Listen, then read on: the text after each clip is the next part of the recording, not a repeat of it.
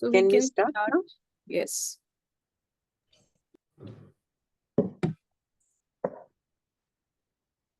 Hello everyone. Word Power Club welcomes our dear founder, Kavita, esteemed board members, our ever supportive mentor, Manisha ji, and all the participants over here. We are representing Word Power Group, जिसका motto है consistently upgrading knowledge. By sharpening writing and reading skills, we encourage participation by members by putting up interactive activities and encouraging discussions for deepening their knowledge. I feel honored to work with such an inspirational team. Hi, I am Sangeeta Maheshwari, the co-leader of Word Group, working hand in hand with my other two co-partners, Suchita Sakunya and Radhika Malhotra. Suchita, please introduce yourself. Hello everyone, I am Suchita Sakunya, leader of Word Power Group. Radhika, please go ahead. Hello everyone, I am Radhika, co-leader of Word Power Group. Today, Word Power is thrilled to bring this exciting learning session with the mastermind, Miss Nehal Dixit Mehra, to polish our scripting and acting skills. So just relax, grab a pen and paper, sit in a no disturbance zone as we take you to a journey of new learnings through the lens of an expert. Over to you, Suchita. हमारे पंखों में जिसने भरी हौसलों की उड़ान, वो है हमारी अपनी कविता Agarwal. She is the visionary behind Cafe. Her unwavering commitment to empowering women through learning and networking has made Cafe a thriving community. Kavita, thank you so much. हमें इतना अच्छा प्लेटफॉर्म देने के लिए. Please say a few words for us. Thank you so much to all of you for bringing Snehal to our platform. बहुत अच्छा लग रहा है आपको देखकर Snehal on our Zoom window. It's a dream come true for most of us. And आज का जो session है वो बहुत different है because drama, writing ये जरूरी नहीं है कि सबका passion हो, but हम सब aspire करते हैं कहीं ना कहीं उन skills को use करने के लिए. So we are looking forward to learn so much from you today, and thank you so much for your time and contribution to our platform. Thank you. Thank you, everyone. Thank you. Continue, Suchita. Thank you Kavita. तो चलिए अब मिलते हैं उनसे जिनसे हमारे word power की पहचान है, जिन्होंने अपने शब्दों से और रचनाओं से हमेशा हमारे वर्ड पावर के मेंबर्स का मनोबल बढ़ाया. Manisha ji, thank you Manisha ji for being an integral part of this journey. Please say few words. Mute पे है Manisha ji. Unmute yourself. Yeah. Thank you Suchita. जब हमारा मन निराशा से बिल्कुल भर जाता है, तब कभी कभी किसी की कही एक बात हमारे अंदर फिर से हिम्मत जगा देती है, हमें आशा की किरण ला देती है. करियर आफ्टर फैमिली में वर्ड पावर बिल्कुल यही करता है और हमारे अंदर हमेशा एक पॉजिटिव एनर्जी का संचार करता रहता है. और हमारे ये 3 जो ग्रुप लीडर्स हैं वो इस काम को बहुत ही मुस्तैदी के साथ करते हैं और हम सब में अपनी नई नई गतिविधियों के साथ ऊर्जा भरते रहते हैं. और आज का ये सेशन इन तीनों के अथक प्रयास का ही परिणाम है. मैं हम सबकी तरफ से स्नेहल जी का स्वागत करना चाहूंगी और धन्यवाद करना चाहूंगी कि अपने बिजी शेड्यूल में उन्होंने हम सबके लिए समय निकाला, हमें अपने ज्ञान को बढ़ाने में मदद करने के लिए. तो आपका स्वागत है और हम बहुत ही ज्यादा एक्साइटेड हैं आपसे कुछ नया सीखने के लिए. Thank you. Thank you. Thank you Manish. Continue. Thank you everyone. आप लोगों ने इतना प्यारा सा इंट्रोडक्शन दिया और मुझे बहुत खुशी हो रही है आज कि आपने मुझे इस काबिल समझा कि मैं कुछ आपसे शेयर कर सकूं. और जैसा कि कहते हैं कि ज्ञान बांटने से बढ़ता है, तो मेरे लिए भी एक रिफ्रेशर कोर्स है क्योंकि मैं इस प्रोफेशन में काफी समय से हूँ. तो कल रात जब मैं बैठ के पॉइंटर्स बना रही थी तो मुझे लगा अरे कितनी सारी चीजें हम रोजमर्रा में भूल जाते हैं अबाउट स्टोरी टेलिंग। तो थैंक यू आप सबका कि इस बहाने से मेरा रिवीजन आपने करा दिया है। Over to you, Radhika. Thank you, Manisha ji. Today's session is truly special as we have with us a powerhouse of talent. Someone who makes us laugh, think, and stay entertained with her incredible performances. Presently, presenting the multi-talented Snehal Dikshit Mehra. Aka BC Auntie, Arey Hamari, very cute auntie, a visionary, creator, actor, director, writer, and digital sensation. अपहरण की gilauri meme से social media में हुई viral हमारी BC aunty ने न सिर्फ हीरा मंडी में अपनी क्रिएटिविटी का जादू चलाया, बल्कि बड़े पर्दे पर वनवास मूवी में नाना पाटेकर के साथ काम करके अपनी एक्टिंग और सबके दिलों में छाप छोड़ी। I request audience to write questions in the chat box that will be taken up later in the session. Now, let's give a thunderous welcome to the unstoppable, charismatic, and supremely talented Snehal Dikshit Mehra. Now the stage is all yours, Snehal. Welcome to the session. Thank you, Radhika ji. Thank you very much. Once again, thank you all of you for so much love. और ऐसे interactions के बाद ही मुझे realise होता है कि वाकई मैंने लाइफ में कुछ कमाया है। तो थैंक यू सबसे पहले तो सुचिता, जो मेरी बहुत अच्छी दोस्त हैं, कि मुझे उसने अपना एक हिस्सा समझा, इस कैफे ग्रुप का एक हिस्सा समझा, वर्ड पावर का एक हिस्सा समझा। तो मैं कोशिश मेरी रहेगी आज के सेशन में कि मैं आप लोगों को I take you through the basics, और इससे आपको शॉर्ट फॉर्मेट राइटिंग में, मैं फिल्म राइटिंग भी करती हूँ, टीवी राइटिंग भी कर चुकी हूँ, लेकिन शॉर्ट फॉर्मेट राइटिंग जो है इन दोनों माध्यमों से बिल्कुल अलग है। प्ले लिखना या लाइव परफॉर्मेंस लिखना या कंटेंट लिखना, ये अलग होता है फिल्म और टीवी से। तो वो हम हाईलाइट करेंगे कि क्या कैसे डिफरेंट है और कैसे हम अपने शॉर्ट फॉर्मेट को और ज्यादा स्ट्रॉन्ग कर सकते हैं। तो with your permission I will begin, and this can be an interactive session. आप लोगों को अगर बीच में मैं कुछ पूछूं तो आप लोग मुझे आंसर भी दे सकते हैं, या आप लोग सवाल भी डायरेक्टली पूछ सकते हैं। तो सबसे पहली चीज, किसी भी चीज को पकाने के लिए और स्टोरी को गाढ़ा करने के लिए जरूरत होती है इंग्रेडिएंट्स की। और वो इंग्रेडिएंट्स बहुत ही सिंपल हैं। जैसे हम दाल बनाते हैं तो हमारे पास सारा रॉ मटेरियल होता है, वो रॉ मटेरियल हम पहले इकट्ठा कर लेते हैं। उस रॉ मटेरियल को एक बहुत ही शॉर्ट टर्म मैंने दी है, CROW, CROW, क्रो। तो कौवा ढूंढना है हमें। C का मतलब है कैरेक्टर, R का मतलब है रिलेशनशिप, O का मतलब है ऑब्जेक्टिव, और W का मतलब है वेयर। तो ये कैरेक्टर कौन है, इसका क्या रिलेशनशिप है, अगर दो लोग हैं सीन में या जो भी व्यक्ति की हम बात करें उसका क्या रिलेशनशिप है हमसे, ऑब्जेक्टिव क्या है, ये जो भी हम कविता लिख रहे हैं या स्किट लिख रहे हैं या एक कंटेंट बना रहे हैं, उसका ऑब्जेक्टिव क्या है, what are we trying to say, मुद्दा क्या है, वो होता है ऑब्जेक्टिव। और वेयर, कि ये सिचुएशन कहाँ हो रही है, किसी के घर में, शादी के घर में, या नुक्कड़ पे, या किसी स्कूल में, वो वेयर बहुत ज्यादा इंपॉर्टेंट होता है। So again repeating, CROW, CROW, character, relationship, objective and where is this happening. So character, number 1 है कैरेक्टर। अब कैरेक्टर किस तरीके का हो सकता है हमारी लाइफ में? We meet different kind of people. कुछ बहुत हाई स्टेटस लोग होते हैं, जैसे फॉर एग्जाम्पल अगर स्टेट का सीएम मेरे सामने आ जाए तो वो बहुत बड़ी हस्ती है, वो हाई स्टेटस कैरेक्टर है, और मैं उस सिचुएशन में एक लो कैरेक्टर स्टेटस हूँ। या अगर वहीं मुझे बिल्डिंग का वॉचमैन मिले तो वो लो स्टेटस है, मैं हाई स्टेटस हूँ। हर सिचुएशन में लाइफ में हम पावर डायनामिक्स होते हैं।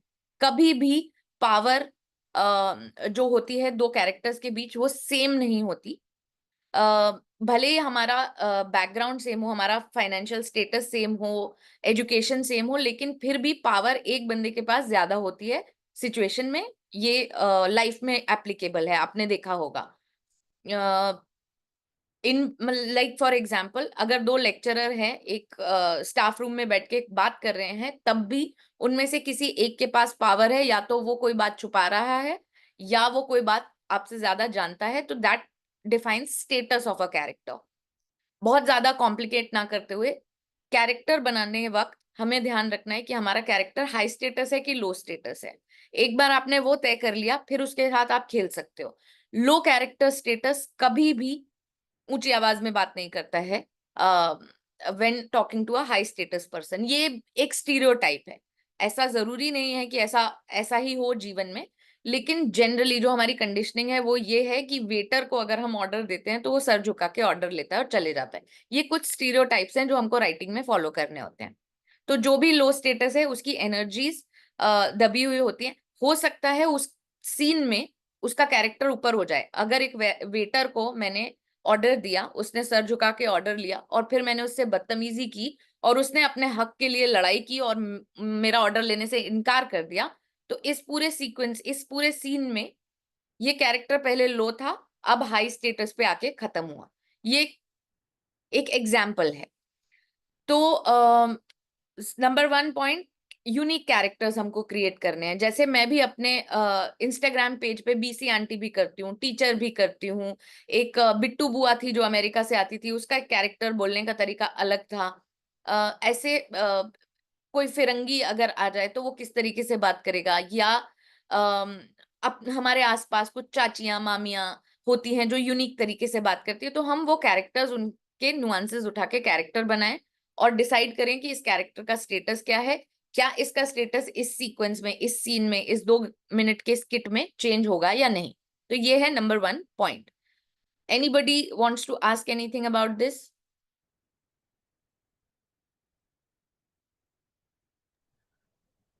मतलब आपने इस पॉइंट में हमें ये समझाने की कोशिश की है कि हम जिस कैरेक्टर के बारे में इमेजिन करते हैं, उसका सोशल सिनेरियो, उसका पावर सिनेरियो और उसका एक्सेंट, उसका वेशभूषा, सबको डिसाइड करने के लिए हमें उसको पहले फिगर आउट कर लेना चाहिए कि हम उसे हाँ, किस हिसाब का दिखाना चाहते हैं। बिल्कुल। कोई भी कैरेक्टर बनता है 4-5 बेसिक चीजों से। एक तो उसकी वेशभूषा से, दूसरा जैसे आपने देखा होगा, मैं जब बीसी आंटी बनती हूँ तो मुझे पूरा तामझाम करना होता है, साड़ी पहननी होती है, बड़ा बड़ा काजल लगाना होता है। ये काफी एफर्ट लगता है इसमें, बट जब मैं कैमरे के सामने आती हूँ आपको पता है ओ बीसी आंटी आ गई। अगर मैं ऐसे खैर आज तो मैं बीसी आंटी ही लग रही हूँ, लेकिन अगर मैं नॉर्मली जीन्स टी शर्ट में बैठ के वैसे बात करूं तो आप रिलेट नहीं कर पाएंगे। तो एक गांव की औरत का रोल अगर मैंने पकड़ा है तो मैं उसकी वेशभूषा पर भी ध्यान दूं, उसके बोलने पर भी ध्यान दूं, उसके मैनरिज्म्स और क्या चीजें मतलब जो अगर आप गांव का कैरेक्टर लिख रहे हैं या आप शहर का कैरेक्टर लिख रहे हैं, तो आप ये समझ लें कि उसकी लाइफ में क्या चीजें नॉर्मल होती हैं। गोबर उठाना नॉर्मल होगा बीसी आंटी के लिए, स्नेहिल के लिए वो नॉर्मल चीज नहीं है। मतलब वो वन ऑफ चीज होगी, एक्स्ट्राऑर्डिनरी चीज होगी अगर कोई मुझे बोले कि गोबर उठा लो। तो ये है पॉइंट नंबर 1। अब हम मूव करते हैं रिलेशनशिप पे। रिलेशनशिप जो होती है वो शॉर्ट फॉर्मेट के लिए सबसे सिंपल रूल है कि रिलेशनशिप आपको पहले से होगी। अगर 2 कैरेक्टर एक साथ बात कर रहे हैं, अगर आप ने देखा होगा कई सारे इन्फ्लुएंसर्स 2 बन के बात करते हैं, एक लड़का भी वो है, लड़की भी वो है, या माँ भी वो है, बेटी भी वो है। ऐसे आपने देखे होंगे 2 कैरेक्टर्स के बहुत सारे कंटेंट बनते हैं और ये बहुत ही हिट फॉर्मूला है। तो जब भी आप 2 कैरेक्टर करें, इन दोनों का जो रिलेशनशिप है वो आप प्री डिफाइन कर लें। माँ बेटी हैं, सहेलियां हैं, डॉक्टर पेशेंट है, या ओला ड्राइवर और कस्टमर है। But one very important thing, ये दोनों स्ट्रेंजर्स नहीं होने चाहिए। अगर स्ट्रेंजर्स हैं, स्ट्रेंजर्स भी हो सकते हैं, बट क्या होता है कि अगर हम कोई जोक कहने की कोशिश कर रहे हैं या कोई बात पहुंचाने की कोशिश कर रहे हैं, तो पहले हमारा समय खराब होता है ये एस्टेब्लिश करने में कि ये माँ है, ये बेटी है, और बहुत सारे डायलॉग डायलॉग डायलॉग। तो वो खत्म करने के लिए पहली बार में, माँ यार तुमने फिर से खाना गलत बनाया, तो यू ऑलरेडी नो इनका रिलेशनशिप कैसा है, कि माँ पर हावी होती है बेटी, या टीचर से डरता है बच्चा कि सॉरी सर मैंने होमवर्क नहीं किया। सो यू ऑलरेडी नो कि इनका रिलेशनशिप डायनेमिक क्या है। वो आपको एस्टेब्लिश करना बहुत जरूरी है। They need not be strangers, that is the most important thing. अगर दो अनजान लोग एक सीन में मिलेंगे तो पहले इंट्रोडक्शन होगा, फिर रिलेशनशिप बनेगा, फिर जाके आप अपनी बात कह पाएंगे। तो number 2 point is relationship pre defined. जो भी दो लोग आपके सीन में हैं वो एक दूसरे को पहले से जानते हैं, उनके बीच में एक डीपर अंडरस्टैंडिंग है। डीपर अंडरस्टैंडिंग से मेरा मतलब ये नहीं कि बहुत intellectual understanding, deeper in the sense कि बेटी और माँ का रिलेशनशिप आप डिफाइन कर दो कि या तो माँ के ऊपर हावी होती है बेटी या माँ से बहुत डरती है, ये आप डिफाइन कर दो। रिलेशनशिप अंडरलाइन कर दो आप क्या चाह रहे हो इन दो कैरेक्टर्स के बीच में। So this is point number 2। One was character, what kind of characters we are creating, and number 2 is what kind of relationship they have. Ideally, it should be predefined. अगर आप सीन में खोजने की कोशिश करोगे तो आपका समय वेस्ट होगा। एंड अगेन शॉर्ट फॉर्मेट में अभी लोगों का अटेंशन स्पैन 6 सेकंड से ऊपर नहीं है, तो पहले 6 सेकंड में आपको ये बता देना है कि हम ये माँ बेटी की कहानी बोल रहे हैं या ये भाई बहन हैं जो एक दूसरे से हमेशा लड़ते रहते हैं। So you have to come to the relationship very fast. Okay? Anybody wants to ask anything on this point? नहीं, continue करूं? Yes, Okay. please. फिर हम आते हैं तो क्रो में से एक हो गया हमारा कैरेक्टर, दूसरा हो गया रिलेशनशिप। अब तीसरा होता है सबसे इंपॉर्टेंट चीज ऑब्जेक्टिव। क्या मैं किसी को हंसाने की कोशिश कर रही हूँ? क्या मेरा उद्देश्य ये कहानी से किसी को हंसाना है, या मुझे किसी को इमोशनल करना है, या मुझे किसी को तंज कसना है, या ये लव की कहानी है? तो ये जो ऑब्जेक्टिव है ना, ये बाकी सारा सीन इसके इर्द गिर्द होता है। Objective needs to be very very clear. For example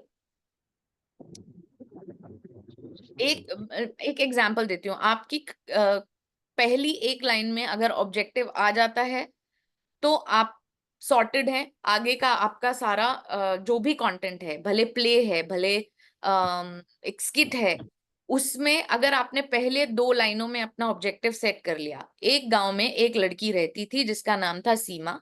सीमा को बहुत बड़ा सिंगर बनना था। अब हमको मालूम है ये कहानी है सीमा के सिंगर बनने की, वो बनेगी या नहीं बनेगी।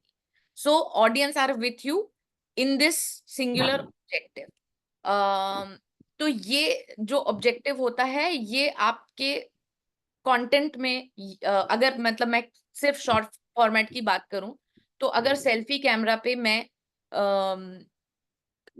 कटाक्ष करना चाहती हूँ गवर्नमेंट पे, तो मेरी शुरुआत ही ऐसी होगी, अरे देखा टैक्स कितना बढ़ गया, एंड यू नो कि this is going to be talking about taxation, जो कि एक बहुत ही रेलेवेंट टॉपिक है।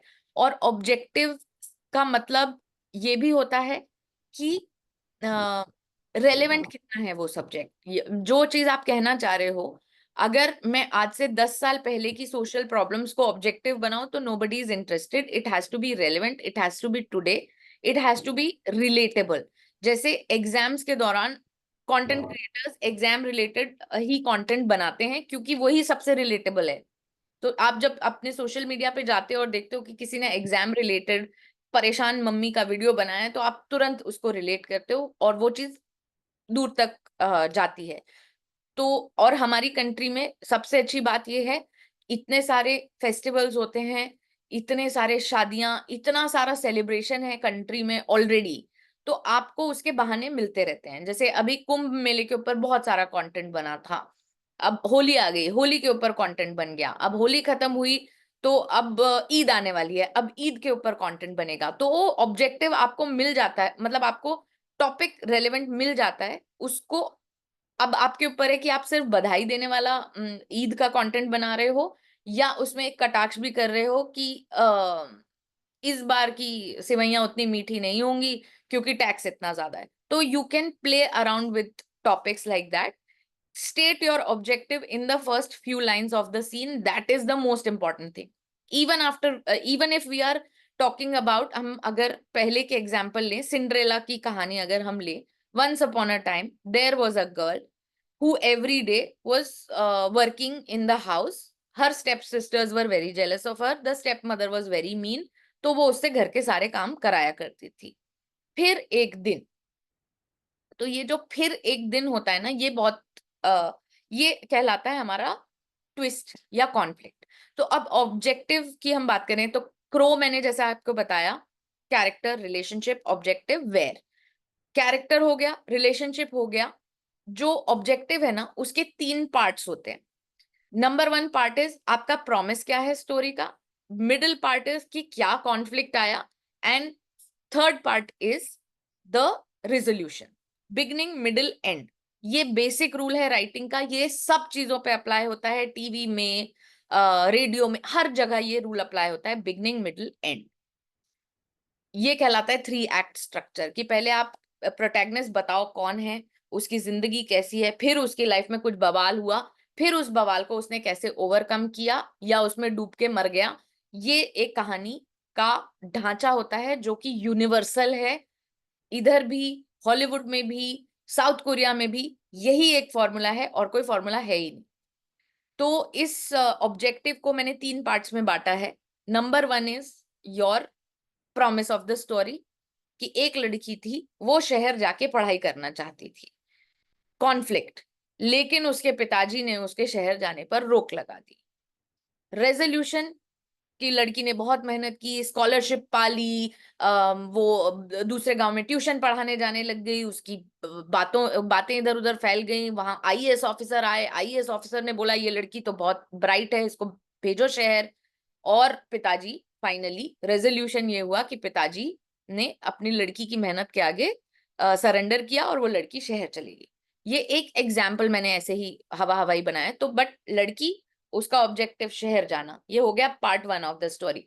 Part 2 of the story is the conflict, जहां पिताजी ने मना कर दिया और उसके लिए लड़की को कोई डिसीजन लेना पड़ा कि अब मैं और ज्यादा मेहनत करूंगी, अब मैं 90% नहीं, अब मैं 100% लाऊंगी एग्जाम में, and her journey. And the resolution comes in the end when, in my story which I have said, कि एक आईएएस ऑफिसर ने आके बोला कि हाँ इसको जाने दो, या वो पिताजी का खुद भी हृदय परिवर्तन हो सकता है, या बच्ची को चोट लग गई तो बच्ची ने कन्वे किया कि this is the last thing I want to do, कि मुझे शहर जाना है। तो ये beginning, middle, end, promise, conflict and resolution, ये होता है हमारा ऑब्जेक्टिव ऑफ एनी स्टोरी। इसमें सारी स्टोरियां, आप दंगल की स्टोरी इसमें फिट कर सकते हो, आप पीके की स्टोरी इसमें फिट कर सकते हो, आप कोई भी फिल्म का नाम लो, रॉकी, जितनी भी आप लोगों ने फिल्में देखी हैं, और एग्जाम्पल्स हैं मेरे पास। जैसे इंग्लिश विंग्लिश का हम लोग एग्जाम्पल लेते हैं, क्योंकि it's close to our life, कि एक महिला है जिसको घर में उसके घर वाले कुछ नहीं समझते, क्योंकि उस बेचारी को इंग्लिश नहीं आती। वो फिर एक दिन उसको जाना पड़ता है विदेश, अपनी बहन के पास। वहां जाके वो कोशिश करती है, और क्योंकि इतनी सारी ये जो फैमिली है ये काफी इवॉल्व्ड है, जो इसकी बहन की फैमिली है, तो ये देखती है, इसको एक मौका मिलता है, ये जाती है इंग्लिश सीखने, इंग्लिश सीखती है, और रेजोल्यूशन ये होता है कि वो इंग्लिश में अंत में एक बड़ी स्पीच देती है, जिसमें उसका पति, उसके बच्चे, सबको रियलाइज होता है कि हम तो अपनी माँ को सिखा नहीं रहे थे, हम उसकी निंदा कर रहे थे, और ये तो अगर हम सिखाते तो हमारी माँ ये भी कर सकती है।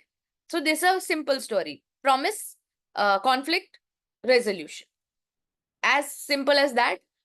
Any more films that you can think of, you can fit any film into this.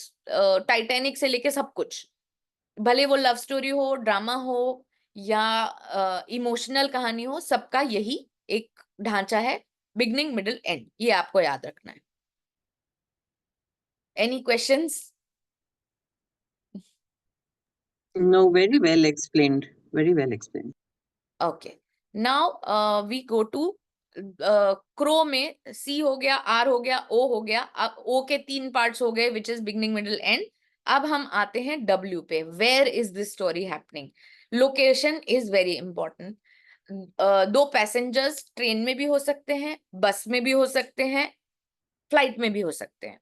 Flight वाले जो पैसेंजर होंगे उनका सीन कुछ अलग होगा, बस वाले जो होंगे उनका अलग होगा, ट्रेन वाले जो होंगे उनका अलग होगा, क्योंकि लोकेशन पे बहुत कुछ डिपेंड करता है। एक कहानी इंडिया में गैंग्स ऑफ वासेपुर बनी। गैंग्स ऑफ वासेपुर बिहार, गाली गलौज, धूल मिट्टी, कोई फैंसी गन्स नहीं, कट्टा चाकू, that is the setup of gangs of Wasseypur. वहीं हम एग्जाम्पल लें अगर गॉडफादर का, तो वो सेटअप है अमेरिका में, ऑटोमेटिक गन्स, फैंसी कार्स, बढ़िया fitted suits. So location decides a lot of things in your story. एक कहानी जो गांव की होती है, उसके कैरेक्टर्स वैसे होते हैं, उसका ऑब्जेक्टिव भले ही दोनों कहानियों का सेम हो, पर जैसे ही आपने उसको लोकेशन बदला तो कहानी पूरी बदल जाती है। इसलिए where is very very important. तो जब भी आप कंटेंट लिखें, CROW पे काम करें। When you know your where, बाकी कहानी आप उसके हिसाब से ढाल सकते हो। जैसे अगर दंगल की कहानी अमेरिका में सेट होती तो उनका कॉन्फ्लिक्ट चेंज हो जाता। उनका इतना बड़ा कॉन्फ्लिक्ट नहीं होता कि लड़कियां लड़ाई कर रही हैं, लड़कियां वहां पर इक्वल हमसे बेटर अपॉर्चुनिटीज पा रही हैं। तो हमारे कंट्री में डालते ही वो कॉन्फ्लिक्ट जो है वो बहुत बड़ा हो गया। So always decide where is this scene happening. Is it happening at a शादी का घर? जैसे मैं अपने कंटेंट की बात करूं तो शादी के घर में तो चुगलबाजी चलती रहती है।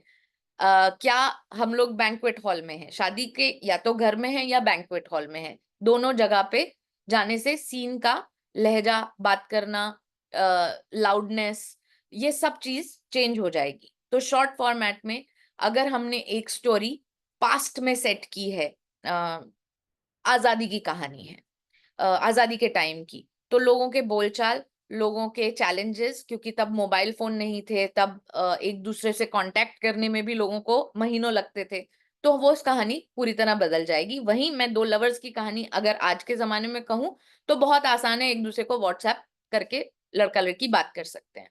सो where is important. CROW. This is basic ingredient of any script.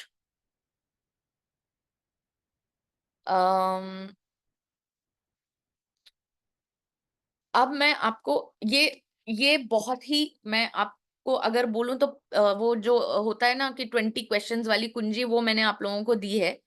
Let's go into 5 points which I think are very essential for script writing.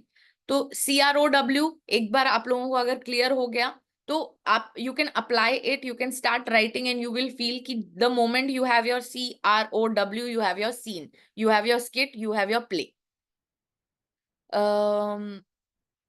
But as they say कि राइटर्स इंस्पायर होते हैं, कोई सीन आता है दिमाग में फिर कहानी बनती है, ये बिल्कुल ऐसा नहीं है। आप एक स्टोरी मैप फॉलो करते हैं एट ऑल टाइम्स। तो स्टोरी मैप क्या बला है वो मैं अब आपको एक्सप्लेन करती हूँ। 5 पॉइंट्स हैं, दैट्स ऑल। नंबर 1 इज कि कॉन्सेप्ट क्या है और स्ट्रक्चर क्या फॉलो करना है। Concept can be doing a review, concept can be, आजकल आपने देखा होगा कि बहुत सारे इन्फ्लुएंसर्स लोगों के रेड कार्पेट लुक्स पे पॉइंट्स देते हैं, ये एक अलग तरीके का कॉन्सेप्ट है। Then there is a concept of attendance जो मैंने किया था, it is a concept.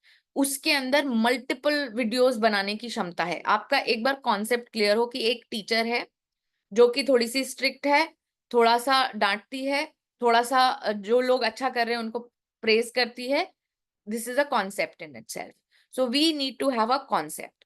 The concept can be a play where the characters are not talking. तो एक ये कॉन्सेप्ट हुआ। तो अब उस म्यूट प्ले में आप क्या क्या कर सकते हो, तो this is concept. Then comes the structure. Structure जो है, स्ट्रक्चर वही है 3 act structure, setup, conflict, resolution. ये स्टोरी को एंगेजिंग रखता है। अब स्ट्रक्चर भी 2 प्रकार के होते हैं। एक होता है लीनियर, हमने कहानी शुरू की लड़की के बचपन से हम गए उसके बुढ़ापे तक। अब इसको नॉन लीनियर भी कर सकते हैं कि हमने बुढ़ापे का सीन पहले दिखाया and then we go into flashbacks and how did she become what she become.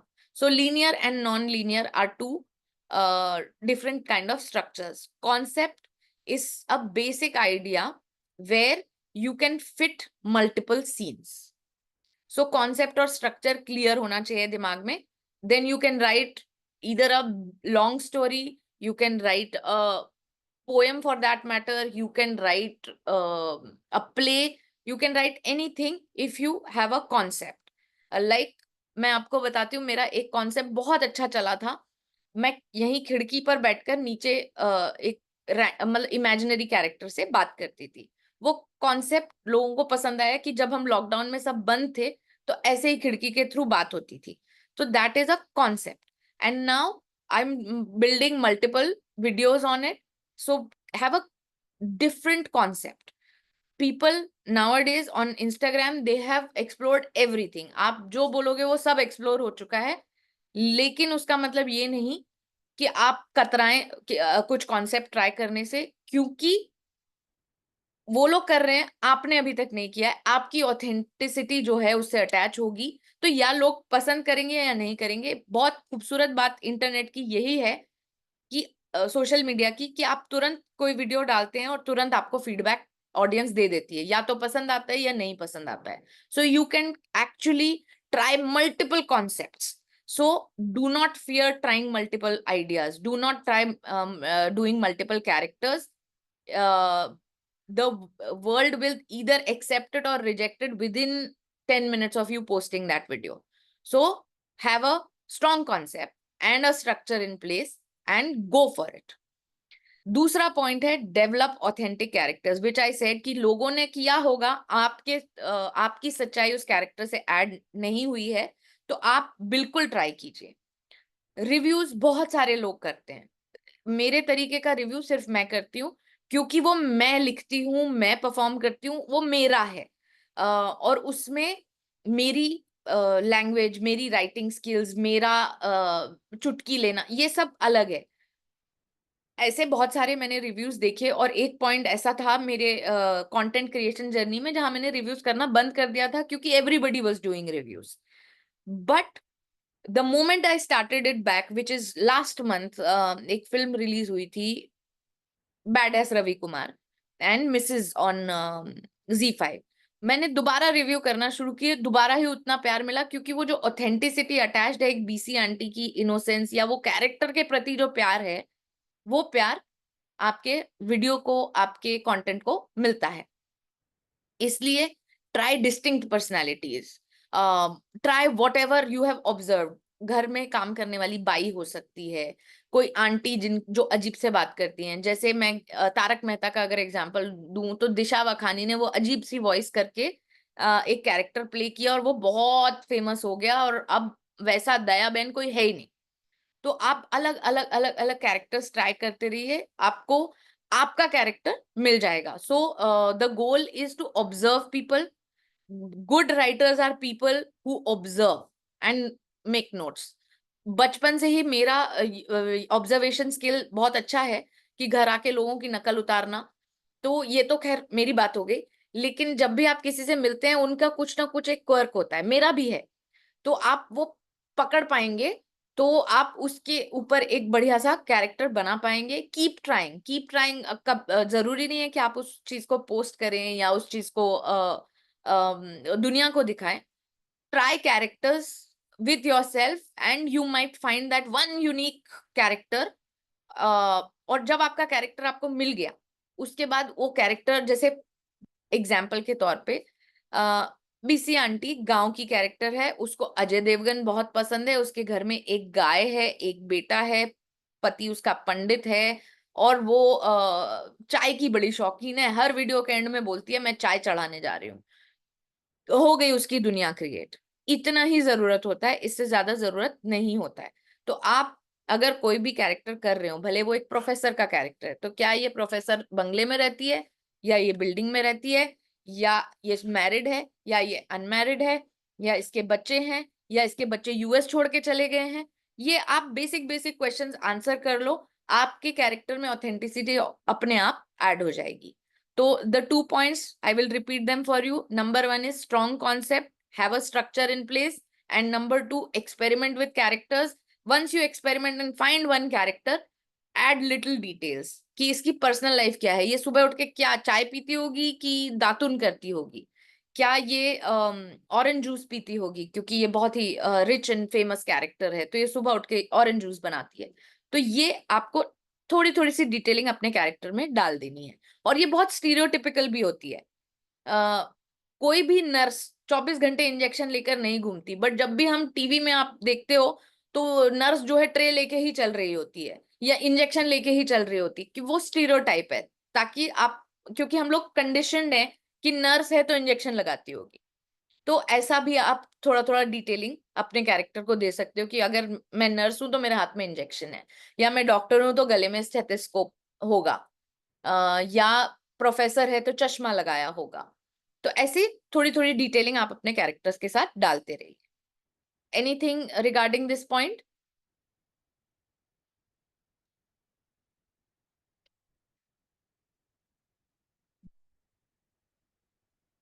तो आगे चलते हैं। Number 3 is, I have a small question here. हाँ जी, So when we are experimenting with the character and see, वो जो हम देखते हैं वो कभी हमारे ऊपर नहीं आ सकता, मतलब it may be different because जो आप कर सकते हो वो मैं नहीं कर सकती, जो आप पे अच्छा लग रहा है वो मुझ पे नहीं अच्छा लग सकता, because I may not be able to imbibe that or act in that way. तो फिर हम उस कैरेक्टर को कैसे अपने अपने रोल में या अपने उसमें ढालें अपने कैरेक्टर को? मैं आपको वही कि ऑथेंटिसिटी जो है ना, मतलब राधिका जी जो आप करते हो वो मैं नहीं कर पाऊंगी। जैसे आप बात करते हो वैसे मैं नहीं कर सकती। सब अलग अलग होते हैं, हम लोग सब यूनिक हैं, हम सबके डीएनए अलग हैं। इसीलिए जो वेल सूटेड कैरेक्टर है आपको, आप उस पे एक्सपेरिमेंट करो। अगर आप, मान लीजिए मैंने एक किया था एक्सपेरिमेंट कि एक भोपाली पायरेट करके मैंने एक फिल्टर लगा के कुछ ट्राई किया था कि भोपाली में बात करता है, रात में बाइक चलाता है, ऐसा कुछ कैरेक्टर मैंने क्रेजी सा बनाया था, भोपाली पायरेट। वो मैंने बहुत अच्छी कोशिश की लेकिन वो नहीं बैठ पाया, उसकी ना फैन फॉलोइंग बनी, ना वो वीडियोस बहुत ज्यादा चले। कुछ लोग प्यार देते थे उनको, कहते थे वो वापस लाओ, लेकिन जो बीसी आंटी है ना वो मेरे बड़े करीब है in terms of thinking, giving quick replies, थोड़ा सा मस्ती मजाक में टांग खींचना, तो वो मेरी पर्सनालिटी और बीसी आंटी पर्सनालिटी बहुत आसपास हैं। इसके लिए लोग प्यार करते हैं, इसके लिए वो इतना ऑथेंटिक है। तो ऑथेंटिसिटी मतलब अगर आप किसी चीज में अनकंफर्टेबल हैं, अगर मैं बिकनी पहनने में अनकंफर्टेबल हूं और कोई मुझे बोले कि पहन लो एक फोटो शूट के लिए, तो मुझसे नहीं हो पाएगा। मैं कोशिश करूंगी पर नहीं हो पाएगा, और वो मैं नहीं हूं, उसमें मेरी सच्चाई नहीं है। तो आपको अपनी सच्चाई के करीब ढूंढना है। आपका जो सोशल स्टेटस है, जो आप गाड़ी चलाते हो, जो आप घर में रहते हो, उसके आसपास का आपको कैरेक्टर बनना होगा, चुनना होगा, तो ज्यादा ऑथेंटिक होता है। And I am not discouraging you from trying different things कि sometimes you, as a man I want to act, तो आदमी तो मैं नहीं हूं, वो तो बिल्कुल करीब नहीं है मेरे अस्तित्व के, फिर भी कोशिश, you never know what will work, what will not work. It is difficult to become another character. जैसे आपको मैं वनवास का एग्जांपल दूं, मैं अपनी सास के साथ रहती थी, 15 साल हम लोग साथ में रहे, बड़ा प्यारा रिलेशनशिप। मेरी सास मेरी माँ से ज्यादा प्रोग्रेसिव हैं, मतलब थी, अब वो नहीं रही, लेकिन वो मेरे को कभी ऐसा फील नहीं हुआ कि मैं संयुक्त परिवार में रहती हूँ। लेकिन अभी वो जो हमने वनवास पिक्चर की उसमें हम लोगों को कमीना बनना था, तो जब नरेशन भी हो रहा था हम सबको हंसी आ रही थी कि यार ये कैसे करेंगे, कि बुढ़ा ये कि उनकी यूटिलिटी खत्म हो गई थी, सब्जी नहीं ला पाते थे बाजार से। This is so away from my truth and from the actors, क्योंकि हम सब एक्टर्स सब अच्छे लोग हैं, अच्छे घरों के लोग हैं, वो ऐसे लोग नहीं है जो अपने माँ बाप को बनारस में छोड़ आए। तो वो बहुत दूर था, लेकिन उस पल में हम लोगों ने जिया और कन्वे किया और आप लोगों तक बात पहुंची। वही है एक्टिंग का। एक्टिंग के टिप्स में नीचे जब आऊंगी तब और मैं उनको बताऊंगी। कैरेक्टर चुनने की जहां तक बात है, कैरेक्टर हमेशा अपने से करीब रहेगा तो एक्टिंग करने में बहुत आसानी होगी। Okay, Thank you. Very well explained. Thank you so much. अब मैं आती हूँ तीसरे पॉइंट पे, जो कि है पर्पसफुल डायलॉग। पर्पसफुल डायलॉग, मतलब क्योंकि हमारे पास एक स्टेपुलेटेड टाइम है। अगर हम आधे घंटे का प्ले कर रहे हैं तो सिर्फ आधा घंटा है। अगर हम कंटेंट बना रहे हैं सोशल मीडिया के लिए तो अब रील 3 मिनट की हो गई हैं। जब हमने बनाना शुरू किया था तब 1.5 मिनट होता था। तो 1.5 मिनट में बहुत सारी बातें कहने में बहुत सारी चीजें मिस भी हो जाती थी, कई फालतू बातें भी आ रही थी। तो पर्पसफुल डायलॉग मतलब एडिटिंग ऑन पेपर कहते हैं इसको, कि जब हम आप कोई आइडिया लिखते हैं तो उसको पेन पेपर से मैं जनरली पेन पेपर से लिख के फिर परफॉर्म करती हूँ। तो वो आप देख लो, उसको टाइम कर लो और जो एक्स्ट्रा है उसको काट दो। जो चीज एक लाइन से कन्वे हो सकती है उसमें 2 लाइन बोलने की जरूरत नहीं है। तो जितना हम लोग किफायत से डायलॉग यूज करते हैं उतना बेहतर होता है। So hi, how are you, I am good, how are you, and then you start your scene. It waste time. सीधे अरे तूने मेरी किताबें कहाँ रखी, तो you are straight into the action. You straight know this person is angry कि मेरी किताबें कहाँ गई। यू ऑलरेडी नो कि कुछ टेंशन इस सीन में होगा। और जब भी हम कोई सीन वीडियो के लिए बनाते हैं, ये स्पेशल दिन होता है।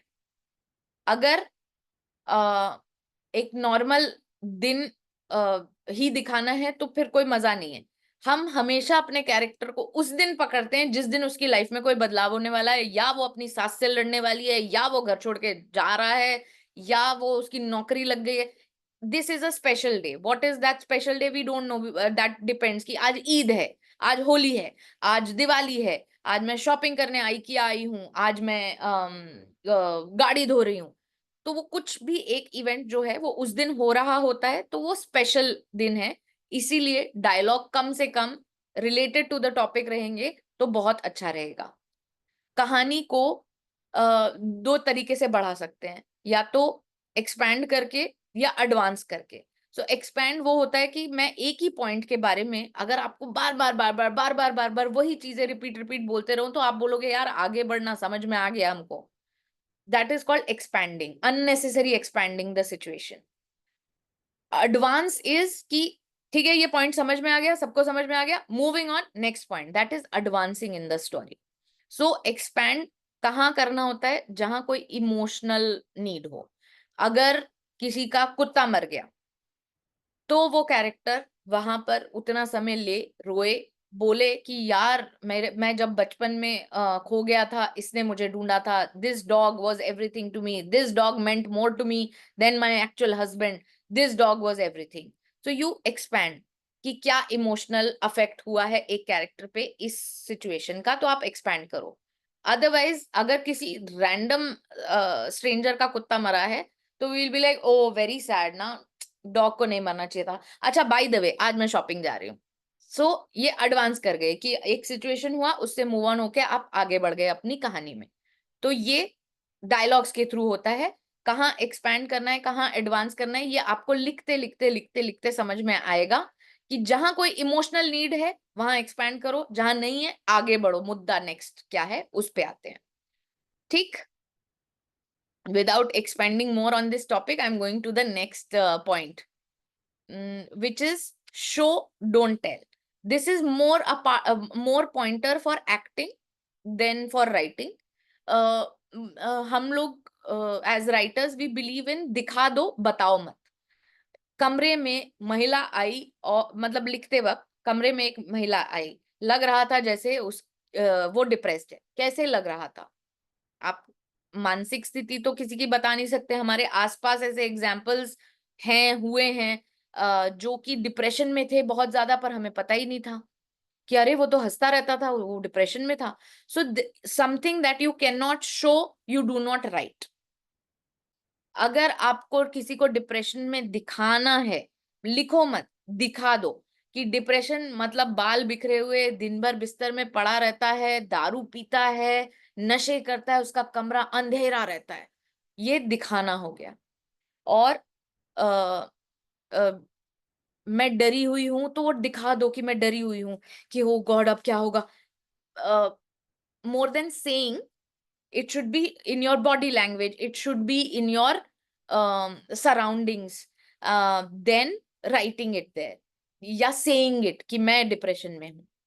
लग तो नहीं रहे हो, So we go to stereotypes at that time कि बाल बिखरे हुए हैं, आंखों के नीचे डार्क सर्कल है, हाथ में एक दारू की बॉटल है, and then you come and say I am depressed, people will quickly believe it because what you see is what you believe. So show don't tell is the next point. और ऐसे में clichés use करते हैं. Clichés बहुत प्यार से use होते हैं कि अगर कोई भिखारी है तो वो ऐसे ऐसे ही करेगा, दे दे बाबा दे दे. अगर कोई अंधा है तो हम लोग अंधे की एक्टिंग ऐसे ही करते हैं. हमेशा अंधे लोग ऐसे नहीं होते हैं. अंधे कई बार दिखते भी नहीं है कि if they are blind. So there are stereotypes कि we go back to stereotypes what we have seen, what we have seen from cinema, people around us, we go and follow those cliches. So this is show and don't tell. Whatever you can show in your body language, whatever you can show in your surroundings, setup, clothes, that is more important than saying it in dialogues. यहाँ पे वो जो मैं आपको पहला previous point था ना कि purposeful dialogue, वो यहाँ इसके थ्रू और ज्यादा better हो जाएगा कि the moment you see something off in a character, you don't need to say it in dialogues. That is point number 4. And now point number 5 is very very important, pacing. हमारी कहानी का pace जो है एक rhythm होता है हर कहानी का, और उसको हमको बैलेंस करना होता है with dialogue, with performance, and interest बना रहे लोगों का, उनका इंटरेस्ट लूज ना हो. और अगर टेंशन वाली बात है तो टेंशन बिल्ड होता है. तो जैसे एक मैं आपको एग्जांपल देती हूँ कि going back to the previous example that I give, कि एक लड़की थी, उसका सपना था कि वो शहर जाके अपनी हायर स्टडीज करे, लेकिन उसके पिताजी ने उसे रोक लिया. उसके बाद लड़की ने मेहनत की, मेहनत करने के बाद स्कॉलरशिप पाई और फिर पिताजी ने जाने के लिए हाँ कर दिया. अब इसमें रिदम नहीं होगी अगर हम उस लड़की की दिनचर्या ही देखते रहे 7 दिन तक, तो फिर बाकी की कहानी कहने के लिए आपको टाइम भी कम मिलेगा और आप सोचोगे कि हाँ ठीक है आगे, मतलब आगे क्या हुआ. ऐसा बहुत सारी मूवीज के साथ होता है जब हम देख रहे होते हैं कि हाँ ठीक है समझ गए कि ये ऐसा कैरेक्टर है, अय्याश है, 2 गाने 3 गाने, अभी आगे तो बताओ इसके साथ क्या होगा. तो रिदम मेंटेन करनी है. लड़की का प्रॉमिस एक बार सेट हो गया कि उसको जाना है और वो दिन भर अपने पिताजी को इम्प्रेस करने की कोशिश कर रही है, पिताजी ने मना कर दिया और अब उसको डिसीजन लेना होगा, और जो वो मेहनत करेगी यहाँ आपको समय देना है. तो पेसिंग जो है कहानी की, आपको पता होना चाहिए कि कितना हम लोग, ऑलरेडी ऑडियंस सब लोग इंटेलिजेंट है, हमको मालूम है हम क्या देख रहे हैं. कोई भी इंटरनेशनल सिनेमा देख लो या आप कोई भी वेब सीरीज आजकल हम लोग बहुत देखते हैं, कई बार हम लोग ट्विस्ट बता देते हैं कि अरे हाँ ये इसका बेटा है, ये ऐसा करेगा आगे जाके. वो इसलिए होता है क्योंकि शायद उस वक्त पेसिंग गड़बड़ हो गई है स्टोरी की. अगर वो सीधे नेक्स्ट मुद्दे पे आएंगे तो बेहतर होता है कई बार. और कई बार staying with that emotion is also very important. Like I gave an example कि अगर किसी का डॉग मर गया या किसी का पर्सनल लॉस हो गया या किसी को लॉटरी लग गई, अब अगर मेरे जैसे कैरेक्टर की लॉटरी लग जाए तो मैं क्या क्या कर सकती हूँ. मैं शॉपिंग करूंगी, मैं बड़े होटल में अपना कमरा बुक कर लूंगी, रूम सर्विस आ रहा होगा और नए कपड़े खरीदे जा रहे होंगे, नए जूते आ रहे होंगे. तो ये यहाँ पे आप थोड़ा सा दिखाओगे कि एक लो स्टेटस कैरेक्टर था, उसको बहुत सारा पैसा मिल गया, वो बावला हो गया. तो वो बावले होने का एक प्रोसेस है. फिर वो गलत नशों में पड़ गया, फिर वो उसके गंदे से दोस्त बन गए, फिर उन दोस्तों ने उसको धोखा दे दिया, अब ये प्रॉब्लम में फंस गया क्योंकि उसको होटल में पैसे देने के लिए नहीं है, अब ये क्या करेगा. That becomes your story. तो sometimes you invest in this, the example, lottery example that I gave you, उसमें कॉन्फ्लिक्ट को हमने एक्सपैंड किया है. कॉन्फ्लिक्ट के बारे में हमने ज्यादा बात की है कि कॉन्फ्लिक्ट क्या था कि गरीब आदमी को ज्यादा पैसे मिल गए, तो वो क्या कॉन्फ्लिक्ट आया उसकी लाइफ में, उसके रिश्ते छूटने लग गए, उसने पति को छोड़ दिया, उसने बच्चों को ध्यान देना बंद कर दिया, वो पार्टियों में जाने लग गई, जैसे जुदाई की श्रीदेवी. तो वो जो पोर्शन है वो देखने में भी बहुत एंगेजिंग था, आपको बड़ा मजा आ रहा था कि अब ये और कैसे डीजेनरेट होएगी, ये पति को कमरे से बाहर भेज के नोटों के बिस्तर पे सो रही है, वेरी नाइस. फिर ये बड़ी पार्टी में हार पहन के जा रही है, लोगों को बोल रही है हम अमीर लोगों के लिए क्या. So you enjoy that. So that is again a part of expanding and advancing. तो you know with your joke also कि ये joke को कितना stretch करना है, या ये punchline आई, लोग हंसे और यहाँ वीडियो बंद. So ये मैं बहुत आपको लग रहा होगा कि बहुत अजीब सी ये मैं बात कर रही हूँ, but the moment you start writing, it will work like a key. So you will know कि यार ये जोक फालतू है क्या, इसको एक को माइनस करके एक आगे पंच रख लें क्या. ये आपको धीरे धीरे समझ में आने लगेगा. once you start writing you will understand where to give तवज्जो, where not to give तवज्जो. और उसका एक ही की है, वो की ये है इमोशन ऑफ द कैरेक्टर. अगर इमोशन हाई है तो हम जंप करके दूसरी तरफ जा सकते हैं, आगे बढ़ सकते हैं कहानी में. अगर इमोशन लो है, गिल्टी फील कर रहा है कैरेक्टर, दुखी है, बर्बाद है, लुट गया, पिट गया, तो आप उसके साथ थोड़ा देर स्पेंड कर सकते हो before jumping to the next chapter of your story. That was the writing tips that I had prepared for today. Anyone wants to say anything? We have Can a I- few questions. हाँ जी, go for it. Can I ask a question? हाँ. मैं आपकी बातें सारी सुनते सुनते एक बात सोच रही थी स्नेहिल कि ह्यूमर जब हम लिखते हैं, कोई एक एक्ट हमें अगर 4 मिनट 5 मिनट का एक्ट करना होता है, ह्यूमर लिखते हैं तो वो बहुत डिफिकल्ट होता है. लोगों को लगता है ह्यूमर इज इजी, बट वो बहुत डिफिकल्ट होता है लिखना और उसको फिर कैरी करना. तो हम क्या करते हैं, थोड़ा सा जो हमारा एक पर्सनल एक्सपीरियंस होता है, हम लोग उसके साथ थोड़ी इमेजिनेशन को मिक्स करके एक लिखते हैं. क्योंकि तो उसमें क्या होता है, धीरे धीरे अगर लोग उसे कई बार वैसे सुनते हैं तो अल्टीमेटली वो उसे हमारे ही जीवन की सच्चाई की तरह समझने लग जाते हैं. अगर हाँ, आपकी फिक्स हाँ, ऑडियंस है तो उसे लगता है हाँ. कि दिस इज मनीषा और दिस इज स्नेहिल, मतलब ये चीजें थोड़ी बनने लगती है. तो is it wise to share your personal story और personal life thing like this, और we should keep this aside while writing?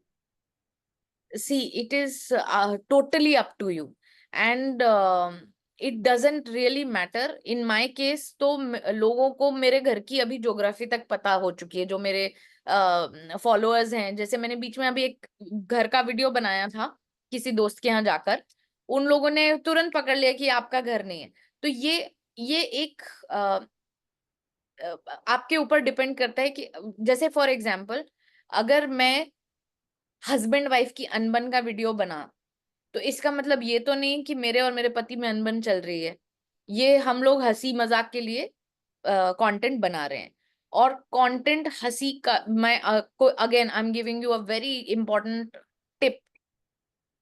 Comedy लिखने का एक ही रूल है, वो रूल ये है कि ordinary character in an extra ordinary situation, या फिर extra ordinary character in an ordinary situation. For example, Superman भाजी खरीदने लग रहा हो अगर सड़क पे, तो हम लोग हंसेंगे कि ये कैसे पॉसिबल है. या फिर एक स्कूल टीचर को प्रधानमंत्री बना दिया देश का, तो now suddenly you are like ये क्या कर पाएगी. तो ये जो ये सिंपल रूल आप फॉलो करो. और दूसरा, अतिशयोक्ति अलंकार हम लोग लगाते ही हैं जब भी हम कंटेंट क्रिएटर्स कोई भी वीडियो बनाते हैं. शादी के घरों में चुगलियां होती हैं, पर इतनी लेवल की नहीं ना कि बाजू के कमरे में बैठ के दुल्हन को बोल रहे हैं कि उल्टा इसकी शादी ना हो, कल भाग जाए. ऐसे नहीं. मतलब in real life we don't do that. तो वो ऑडियंस को भी इतनी समझ है आज की डेट में कि वो जानती है कि ये कितना बढ़ा चढ़ा के. अब मेरा पति मुझे नहीं मारता है, बट मुझे कंटेंट बनाना है जहां पर आई हैव टू शो कि माय हस्बैंड इज वेरी डीवियस. तो आप वो जोक्स ले सकते हो कि तुमने मुझे कल रात मारा, but that doesn't mean that your husband is doing that to you. तो it is like for example, मैं कैरेक्टर बनकर क्यों एक्टिंग करती हूँ, क्योंकि कैरेक्टर के साथ घटना हुई, मेरे साथ नहीं हुई. ये बहुत जरूरी है. तो आप एक वो अपनी ऑनलाइन पर्सनैलिटी चूज करते हो. आज हम लोग इतने बढ़िया जमाने में जी रहे हैं कि अगर मैं डिसाइड करूं कि मैं दुनिया को सिर्फ ये बताऊंगी कि मेरे लाइफ में बहुत सब कुछ सही हो रहा है, मैं दुबई में बंगला खरीद चुकी हूँ और मेरे पास फरारी है, तो ये मैं झूठ जी सकती हूँ और आप लोगों को बिलीव करा सकती हूँ कि ऐसा मेरे साथ हो रहा है। तो आपके पास ऑप्शन है, आप चूज कर सकते हो कि आपको कितना एक्सपोज खुद को करना है, खुद की लाइफ को करना है, या आप एक ऑनलाइन पर्सनालिटी डिजाइन कर लो कि ये अगर मैं ऑनलाइन कोई कंटेंट डालूंगी तो मैं सिर्फ सफेद सलवार कमीज पहनकर डालूंगी, ये मेरा ऑनलाइन परसोना है। तो you can choose, you can let people in और you can keep them out with like barricading, it is all up to you. और कॉमेडी लिखने में आई अग्री कि सबसे ज्यादा डिफिकल्टी कॉमेडी पंचेस लिखने में होती है, और वो पंचेस निकलते हैं इंटरेक्शन से। आप जितना ज्यादा और दोस्तों से बात करते हो ना, तो जनरली जब हम लोग चाय पानी पीने बैठते हैं तो हम लोग मस्ती मजाक में एक दूसरे से इनफॉर्मल होके बात करते हैं। So you need to take your social media as an informal communication rather than something that will affect you personally. Otherwise, you know, there are so many things going wrong online कि आप वो उसमें ही घूमते रह जाओगे कि क्या बनाएं क्या नहीं बनाएं। मैं इतना ज्यादा दिमाग अप्लाई नहीं करती, मुझे जो फील होता है वो बीसी आंटी के साथ घटित हो जाता है। जैसे अभी मैं आपको एक बहुत फालतू एग्जाम्पल के द्वारा ही समझाती हूँ। मैं कांदीवली गई थी कुछ वीडियो शूट करने, किसी दुकान का वो था कोलैबोरेशन कि हमारी दुकान पे आप आइए एज बीसी आंटी, आप वीडियो बनाइए। तो मैंने वो वीडियो बना लिया। उसके बाद मैं वही कॉस्ट्यूम में अपनी गाड़ी का वेट कर रही थी। जो मेरा ड्राइवर है वो कहीं दूर पार्क किया था, तो हम खड़े हुए थे मैं और मेरा दोस्त। तो मैंने उसको बोला, मैंने कहा एक काम कर, अलग अलग कट्स मेरे वेट करते हुए ले ले। हमने ले लिए। उसके बाद मैंने उस वीडियो को डाल दिया और उसमें नीचे कुछ नहीं है उस वीडियो में, मैं सिर्फ खड़ी हुई हूँ, लोग आसपास जा रहे हैं। उसमें नीचे मैंने लिख दिया वेटिंग, जब वो कहते हैं कि मैं गाड़ी पार्क करके आया। तो ना उसमें मैंने कुछ अदायगी की, ना कुछ एक्टिंग की, कुछ नहीं किया, I am just standing. But that punch line everybody related, क्योंकि बंबई में पार्किंग नहीं मिलती है। आप एक एक घंटे तक पार्किंग ढूंढते रहते हो, आप पहुंच जाओगे मीटिंग पे, आप फिर भी लेट हो जाते हो क्योंकि पार्किंग नहीं है। ओला उबर वाले कैंसिल कर जाते हैं।